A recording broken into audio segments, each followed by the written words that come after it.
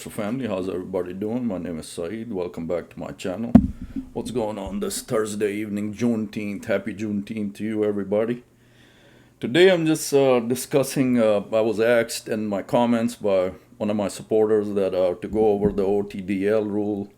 I know that effective time is coming up July 1st, so you should have a list up already, or multiple lists in this scenario in your station. So just going over the rules on that and which different options are there, just to clarify everybody on OTDL rules coming up.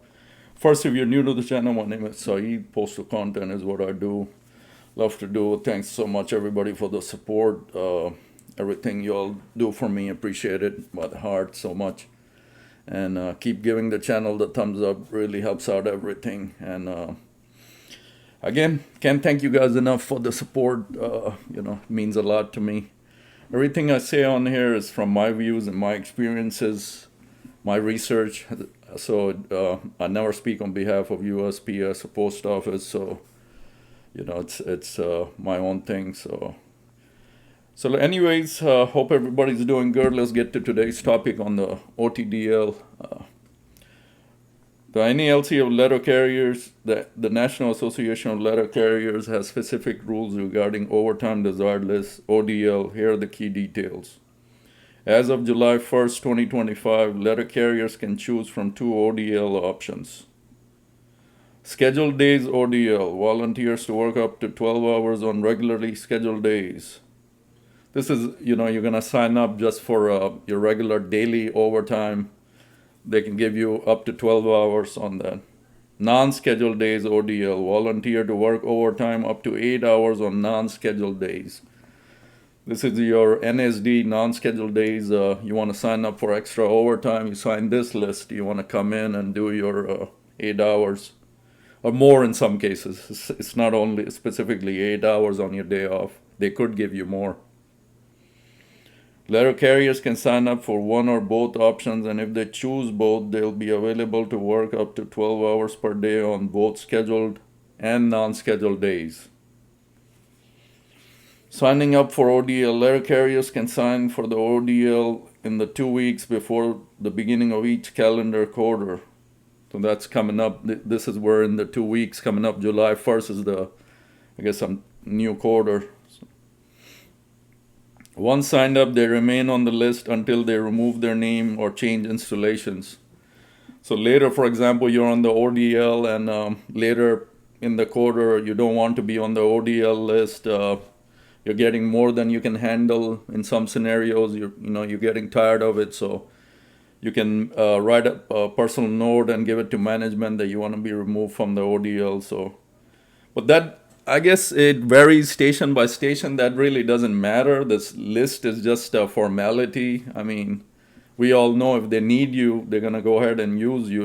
It don't matter you're on the ODL or not. So I've seen, a lot of times people complaining they're not on the ODL list, but yet they're getting extra work, extra splits every day of the week. Just depends on the manpower each station has available, So this is a big if. Mandatory overtime rules. Management must follow specific guidelines before mandating overtime for non-ODL carriers.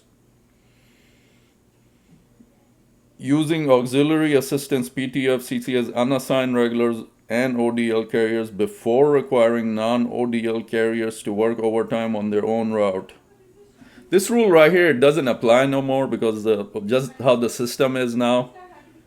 What I've seen is management, they come in, they look at what people have called out, so they just go by that and what CCAs they have coming in. So they may assign the people that are not on the ODL list before they shift to the CCAs. It just depends on your station. So working ODL carriers up to 12 hours in a day or 60 hours in a service week before mandatory non-ODL carriers. That's in a perfect world that would happen. Non-ODL carriers can be required to work overtime on a rotating basis, starting with the junior employee if the ODL doesn't provide sufficient qualified people.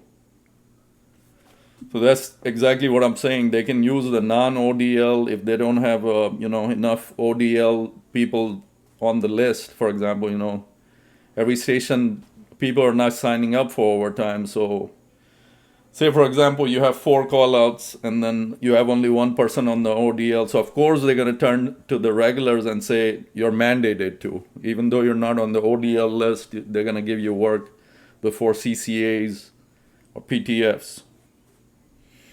ODL carrier requirements. ODL carriers can be required to work up to 12 hours in a day, 60 hours in a service week. Overtime on more than 4 or 5 scheduled days in a service week.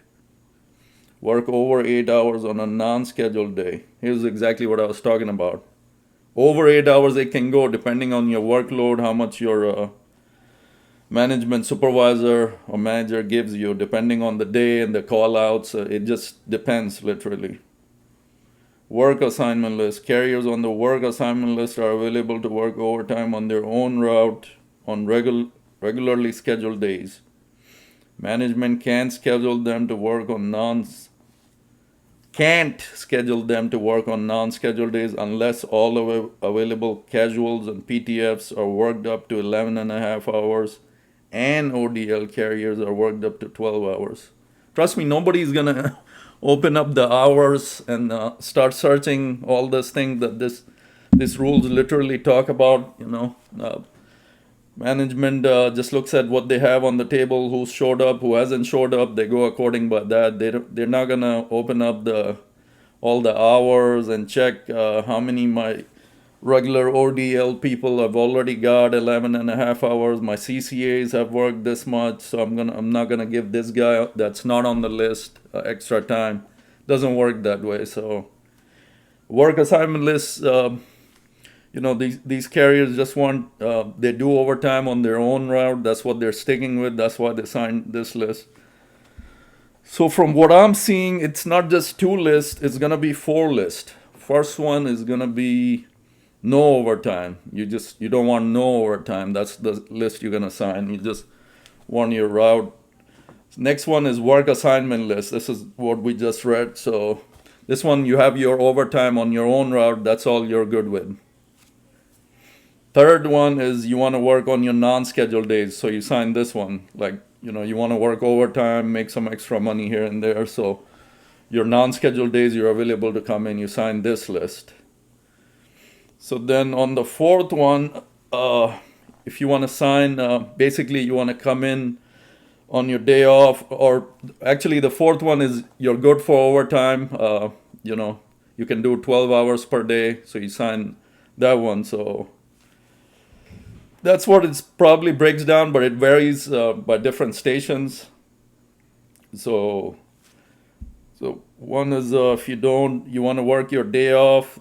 The 4th one is, you're available for as much overtime as possible. So you're on the full OT list.